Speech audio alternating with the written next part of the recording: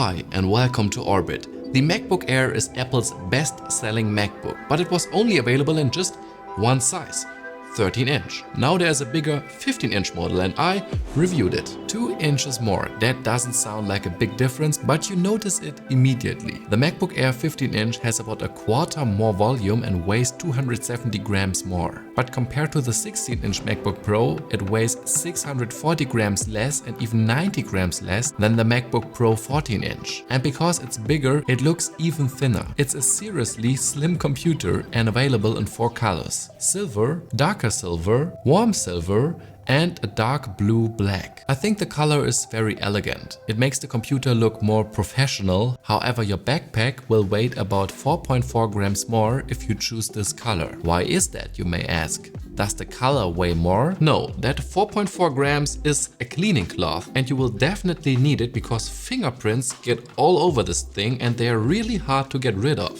The larger size is well illustrated by the empty area left and right of the keyboard. On the 13-inch model, there's almost nothing next to the keyboard. And while I'm mentioning the keyboard, it's really good. A pleasant keystroke, even backlighting and Touch ID in the upper right to recognize the user in milliseconds. The trackpad is low-key the best there is. It feels great, is accurate and just really big. It's a fair share bigger than the one on the 13-inch model and many times bigger than the most Windows computers. It's a shame that Apple didn't use the larger case to add a few more ports. A third Thunderbolt 4 would have been nice, or even an SD card slot. I do like the magnetic charging port and the fact that the charging cable matches the color of the MacBook. The speakers have benefited from the larger space. There are now 6 instead of 4 and that leads to a fuller bass. Not only is the sound surprisingly full and clear for such a thin and light device, but generally speaking, it sounds really impressive. Now, annoyingly, I don't have the 13-inch MacBook Air here with me, but I do have a 14 and 16-inch MacBook Pro in the studio. And here you can see that the 15-inch and 16-inch MacBooks are almost the same size because the Air has slightly thicker bezels. And now I think it's a good time to talk about the display. It's nice to look at. The colors are accurate, the viewing angles are stable and the 3K resolution is high with about 5.4 million pixels. All text is crisp, images are detailed and videos too. The refresh rate is a normal 60 Hz, but that is nothing unusual in that price range. Also to be expected, it is a normal LED and not an OLED or micro LED panel. But it is a little bit sad because the contrast and black level are nothing spectacular. The larger display area is super comfortable for your eyes and undoubtedly increases the productivity. You have more room for multitasking, more room for image editing, more room for the timeline in video editing. Games look more immersive. I think for that reason alone the 15-inch model will sell better than the 13-inch model in the long run. The brightness of 500 nits in normal mode is as high as the MacBook Pro. It's a different story in HDR content, however. The MacBook Pro gets significantly brighter with 1000 nits full screen and 1600 nits peak. It's a question of how important that actually is to you. For me, it's not that important.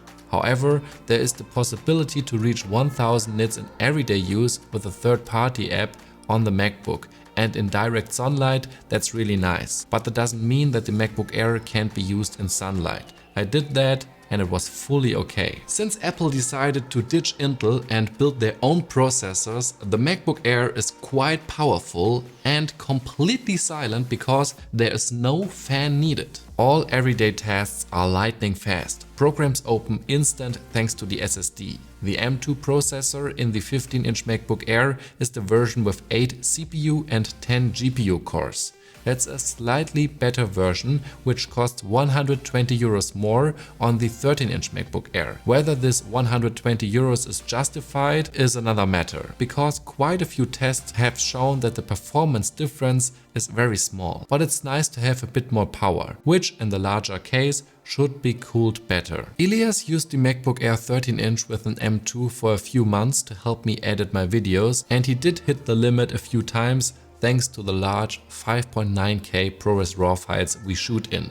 But overall, it worked surprisingly well. You can definitely edit pictures, videos or play games on the MacBook Air. It's probably more power than most people need. The RAM is 8 GB, that is okay, but they charge 230 euros for 16 GB and that's just too high. Same goes for the SSD.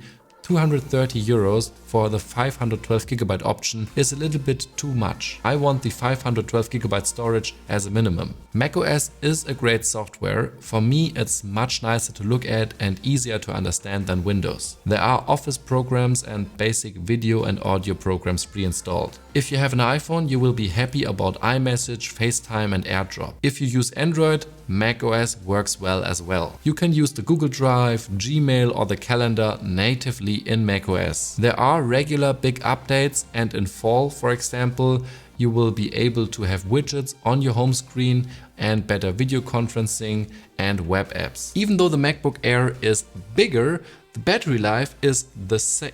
Even though the 15-inch MacBook Air is bigger in size, the battery life stays the same. And that means it is a great battery life and it is almost impossible to kill it in one day. You can watch the whole new season of Ted Lasso, write an essay about it, or have ChatGPT write it for you and still have plenty of battery left to subscribe to my channel. Apple Silicon is just so efficient. And the recharge time depends on whether you choose the 35-watt dual or 70-watt fast charger that charges in a maximum of 35 minutes to 50%. On the 13-inch MacBook Air, both of these power supplies would cost you €20 extra, and here they are included for free. And that brings me to the conclusion, and I want to talk about the price. The 13-inch MacBook Air was reduced in price by €150. Crazy times, Apple is reducing the price. That means that the 15-inch model is €300 more expensive, therefore costs €1,600. Well, if you add in the better processor and the power plug,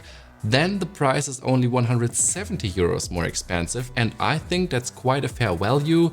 Then you think about the bigger screen size and the better speakers. So I think this size is pretty much the best size for most people. I personally would even pay more to get the MacBook Pro 14-inch because I do work with media. But if I would not work with media, I would be totally happy with this thing. It has more performance than I need and it has a great battery life and is super slim and light. And therefore, I think this will be the best-selling MacBook in the future, and I think that is totally justified.